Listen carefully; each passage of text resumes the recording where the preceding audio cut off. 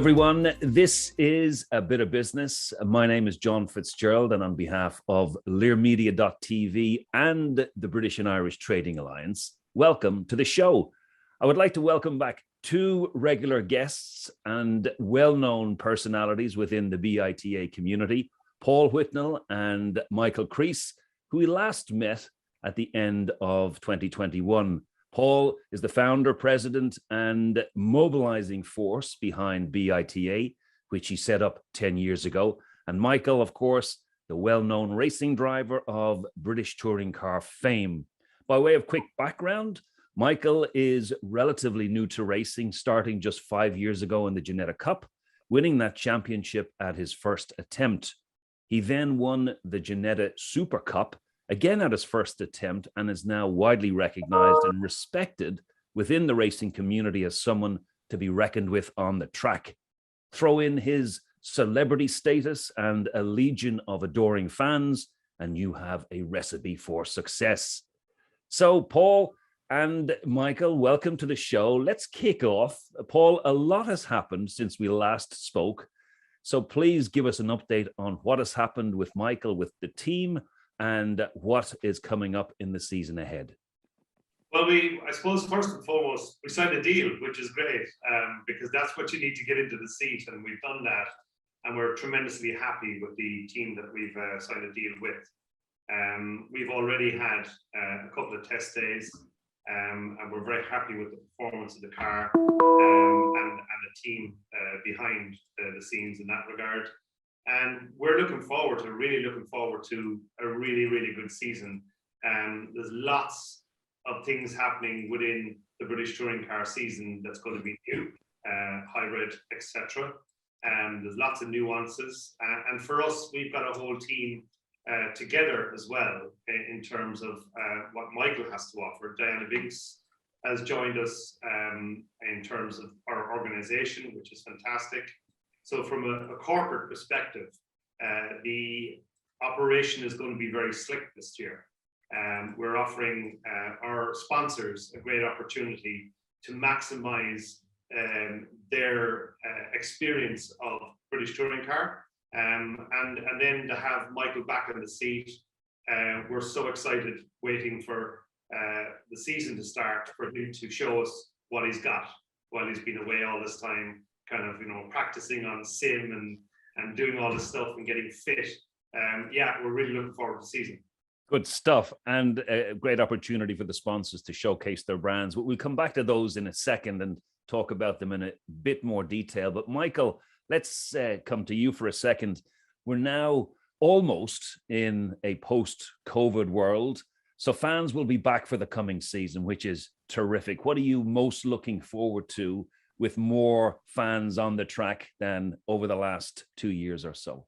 It's exactly that. I mean, we got off to an amazing start with all the fans and the media and the marshals and everyone who had the support for me when we sort of ventured into touring car in 2019, and we got 12th in my first ever race, and we just sort of somehow, with my celebration and stuff, and how much it meant to me, Paul and the team and Vince and everybody there and my family, it was just amazing feeling that we come 12th in our first ever race, and we celebrate like we won the championship on the first race, and all the fans just bought into me. And then we had a cracking season through 19, getting to know everybody, and me and Paul out in the campsites and really building the brand and the name and stuff. And then that stuck. We become like the fan favourite that year. And then poor old 2020 hit, and we had such an amazing year in 2020 as well. It's almost like we've forgotten how good we actually had that year. But there was no fans there to celebrate. I mean, I won the Jack Sears, and I'm up there holding up the trophy in front of my wife, Paul, and probably 3 or 4 mechanics. And then this year, I watched Daniel Rowbottom hold it up in 2021, and you couldn't see for the thousands of people that were there. And I would have loved, obviously, to have that, but we won it in a special year of special memories and stuff. But this year, I can't wait to get back for the fans. I mean, I was out at Croft last week in the car for my first full day test, and the amount of support and fans were waiting around the truck for me, and just to get a glimpse and a quick chat and sign some signatures and some photos and stuff I had with just a little crowd of people around my truck on a test day. It's incredible. I mean, I'm just so looking forward to getting back out there. Fantastic. And Paul mentioned, and there's talk in the press now about the move to hybrid engine technology, Michael. So what does this mean? How will it affect the performance of the cars? And is this a positive step forward for the environment? Oh, without a shadow of a doubt. I mean, we're all about the environment. Paul does a lot with, different companies and the plastic and all that sort of stuff with BITA. And I just feel it's a great step in the right direction for the environment side. Touring car, I think you definitely got to watch it this year, because we're having so many problems transforming the cars into hybrid, and there's a lot of problems at the moment, which I'm sure are going to get ironed out, but it's going to be a good spectacle to watch. But on the other side of that, it brings so much more scope into what hard work me and Paul do off the track with the sponsors, because everyone wants to be greener now, energy saving and all this sort of stuff is going on. So it just opens up an umbrella of companies who want to come and support us now, because we're a bit greener. We're going in that way, and we hold great hospitality events. But to come along, if you're a business that's sort of trying to support that side of things, it's difficult to come along to a motor race. And but now with the hybrid going in, it's a lot easier for them companies to come along. And we've had some great support and from different recycling companies, and we're talking to many different more, and it's opened up a real good opportunity for us to target them now. And Paul mentioned you mentioned the test day, and Paul mentioned the sort of the build up to the season. So talk us through your preparations right now, because I know you're kicking off, I think, at the end of the month with the first race. So what do you have to do between now and then to get ready? Well, I'm pretty much, fitness-wise, I'm pretty much there. I done over 100 laps last week at Croft.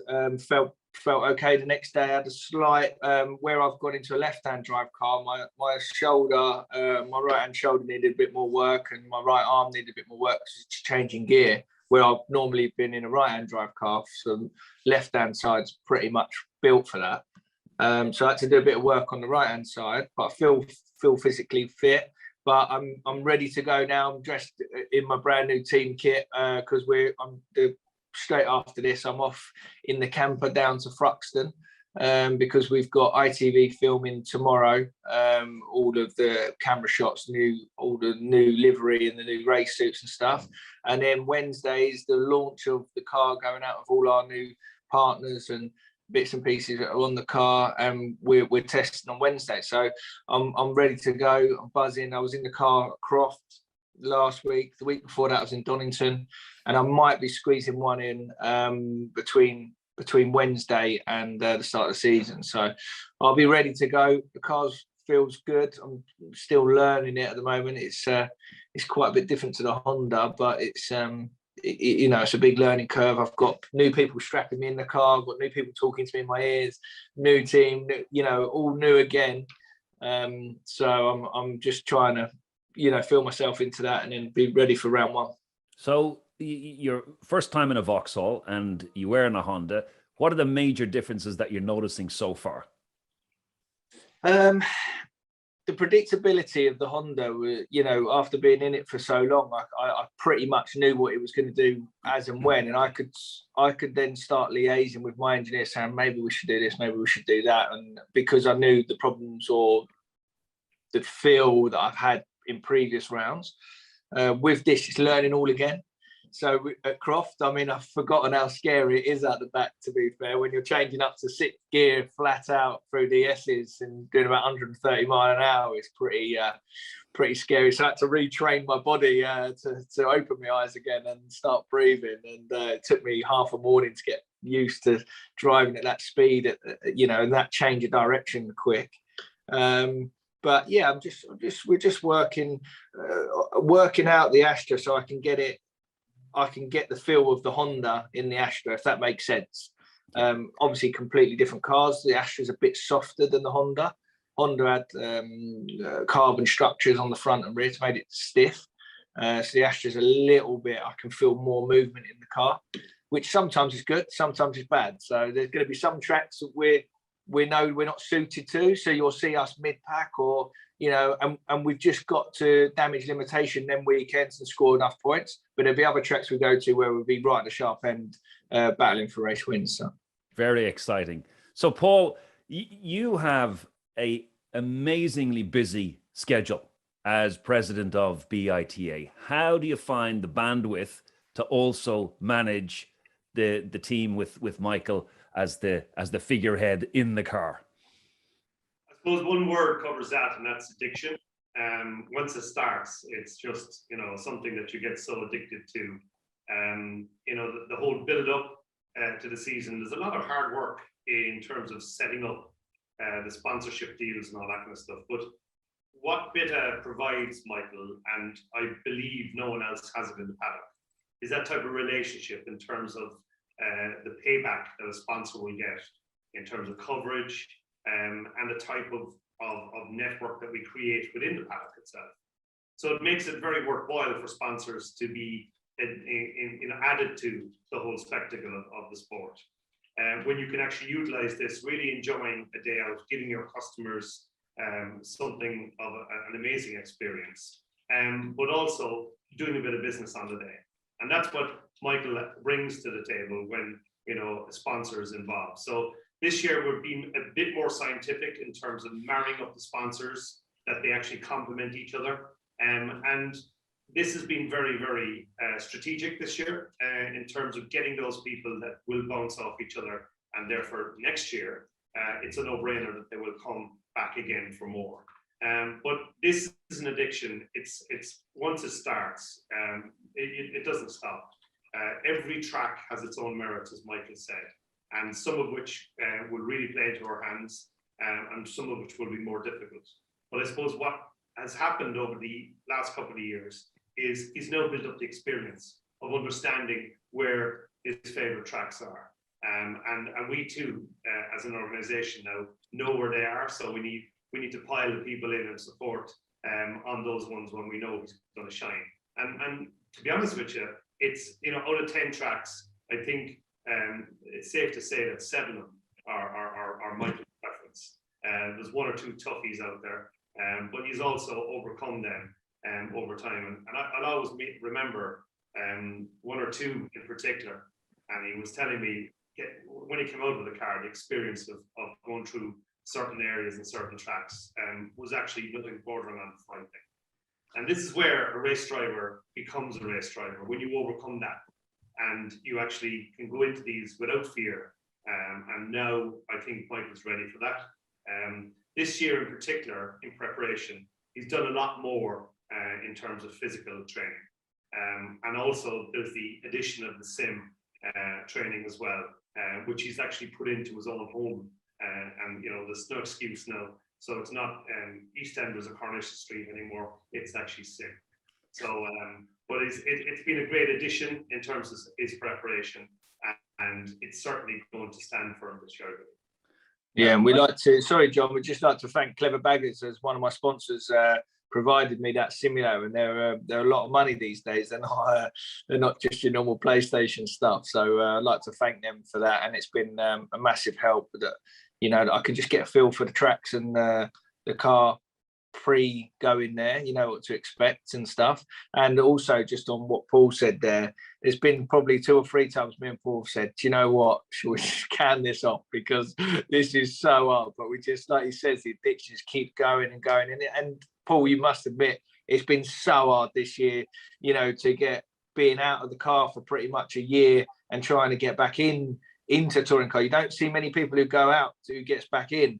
And that's just through pure hard work with myself and Paul. You know, we if I'm honest, we probably didn't deliver last year with all the sponsors, but to keep them on board has been, you know, credit to Paul and Vince, and now Diana has been a great addition to the squad. So fingers crossed we can have a good year this year, and then look to start putting pressure and winning the championship the following couple of years. Excellent. Nice shout out there for Clever Baggers. So thanks to them for their support. And Michael, a question for you. When it comes to your own performance in the car over the course of the last 5 or 6 years? What's the difference when you look back between winning and losing?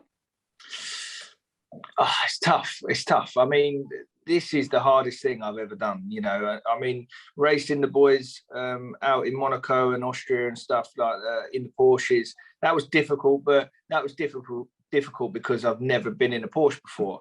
You know, put me all my career in a Porsche, I would have jumped in that and we'd have been away down the road. I mean, that was the hardest bit of that. But touring car, when I got back in the car, I just thought, do you know what? This is tough to drive, and the boys are so good that you're racing.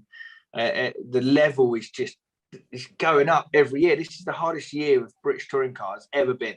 You know, we've got new stuff that we need to learn with the hybrid, the buttons, and it's like a computer game now. You're more on the dash than you are looking up. So this is going to add a whole new era, and I think this is where sim racing is going to be a lot more important now, because you've got to get used to these buttons, and you know it's like a computer game now, but you are traveling at real speeds, and I think racing touring car at the beginning, when you're learning, it's a different set of skills. You have to get a lot of respect from the other drivers.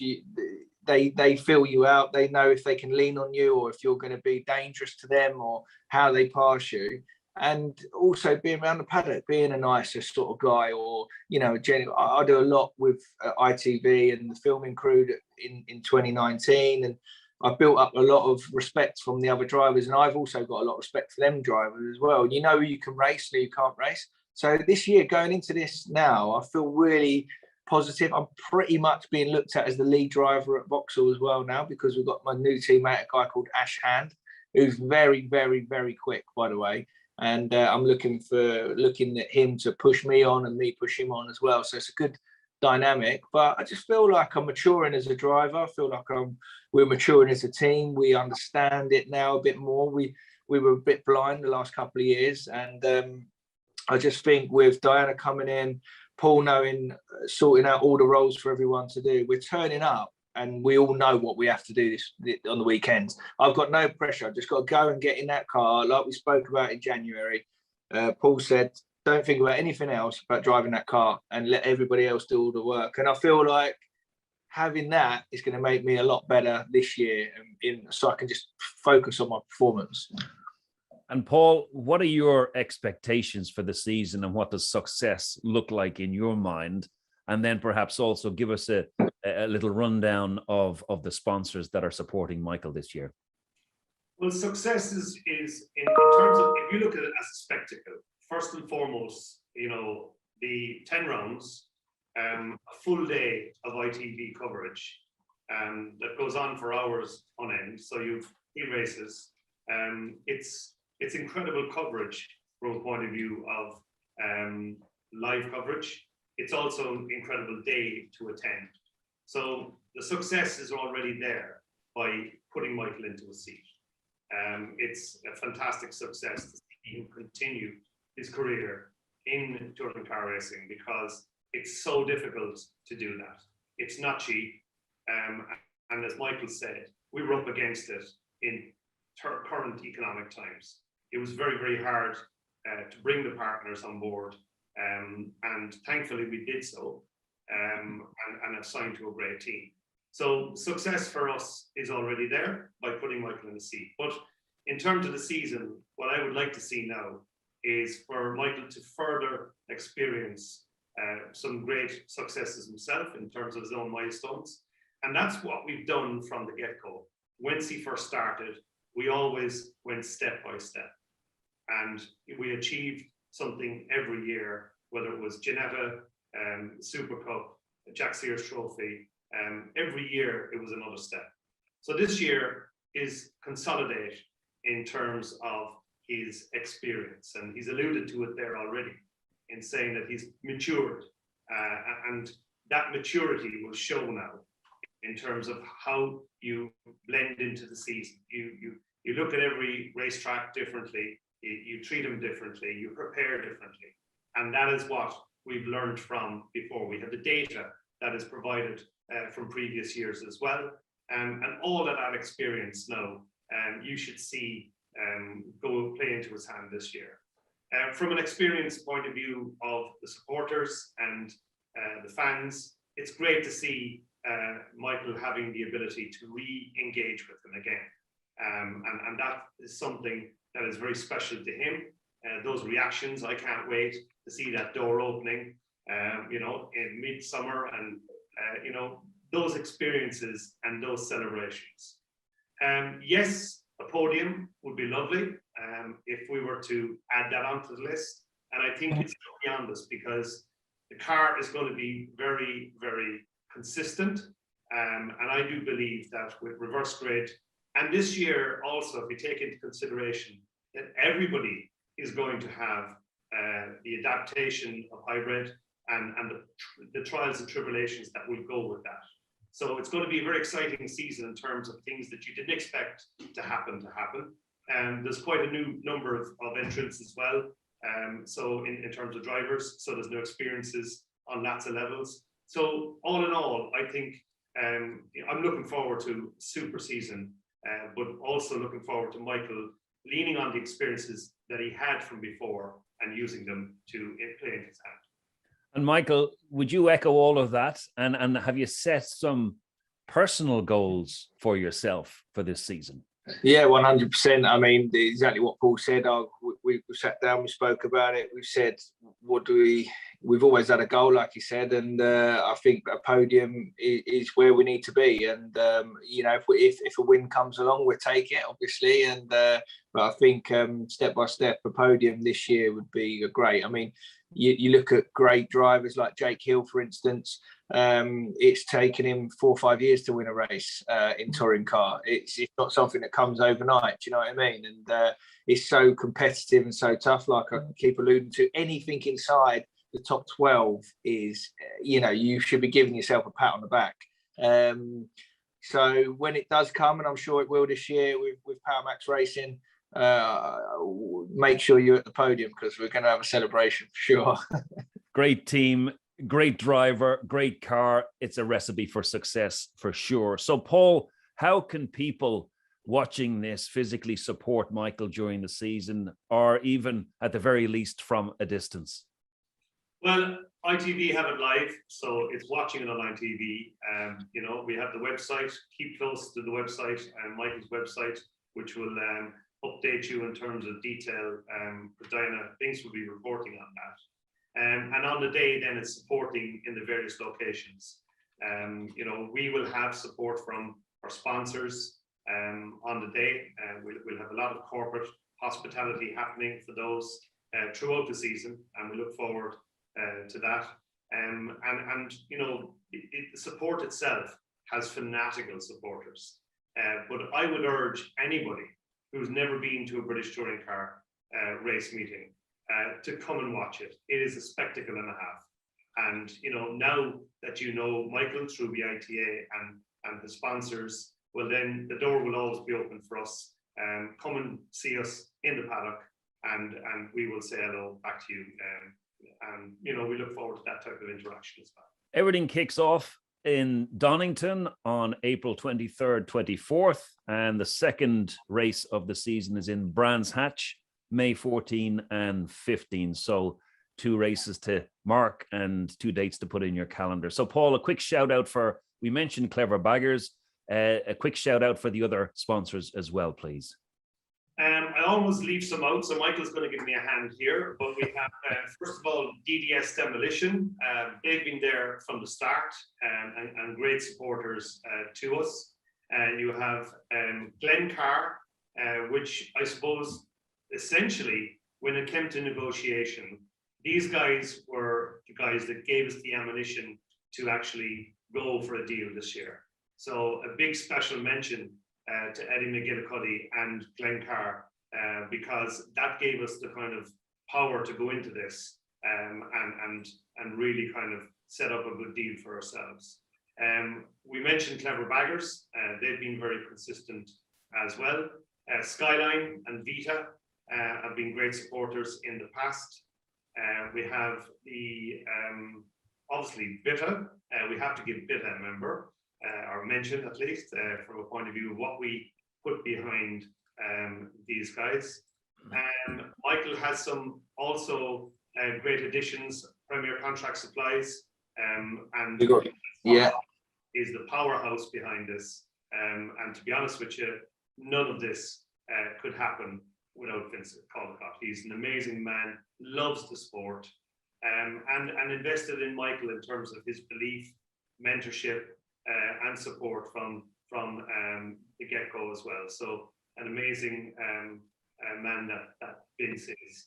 So Michael, there is some sponsors that in from that side. Well, I mean, we've just finishing off what you're saying about Vince. He brings a lot of sponsors as well to the table, and we've just managed to secure a new company called Aquadart that making shower enclosures and shower doors, etc. And they come on board. They come up to us to watch us at Donington and loved it just at a test day, and committed quite a big chunk of money as one of our headline sponsors. And we've also got Gibret, who do frames for toilets, and they would also do other sanitary ware, which again through Paul and Vince, the relationship's really cool there. And again with BITA, they do a lot for each other work-wise with there. We've also got likes of Hans Grower on again this year, which have been an important person throughout my career. A little bit smaller this year, but you know they're still there supporting us and still delivering what they promised. We've got people like CTD Tiles on this year, which are a massive, great big company. It's been sold out, so they're looking to increase their power over the next couple of years. We've got Hive Construction. We've got CW Carpentry. We've got so many smaller. We've got Jez from Fire Protection as well. Yes, Fire Protection. He's a great guy because he's very good involved in the sport in the paddock, and we met him in the paddock last year. And it's an example of someone who's engaged at that level. So I think we've managed to mention them all there now. The one with Jez though, Paul, is a great example, because between myself and Paul in the construction industry, we've managed to now bring him in to BITA, and he's already had his balance that he's contributed to the race car back in work. So, I mean, exactly what Paul said earlier, the organisation has already given him back before the season's even started, the work to cover, a profit, should I add, to cover what he's pretty much invested into the racing. So, you know, the proof's in the pudding there. And so has Vince Caldecott over the years, you know, a lot of turnover there added on to. So we are the only people in the paddock that are giving back to the sponsors more than what they're putting in. We can actually say that. Well, that's the power of the BITA ecosystem in action right there. And it's concrete proof that it works and works very effectively. So look, guys, let's leave it there for today. I know, Michael, that the hundreds of companies that are part of BITA and the thousands of people that are part of BITA are wishing you all the very best for the upcoming season. And your hundreds of thousands of other fans who will see this will also be behind you 100%. So guys, thanks so much for joining me on the show today. I know that the audience will be very interested in hearing how you're progressing. So perhaps later in the summer, you can come back to give us another update. And until then, we're all behind you, and I hope the season goes very, very well. So ladies and gentlemen, this has been A Bit of Business. My name is John FitzGerald. Thanks so much for watching. All the best for now. Thank you.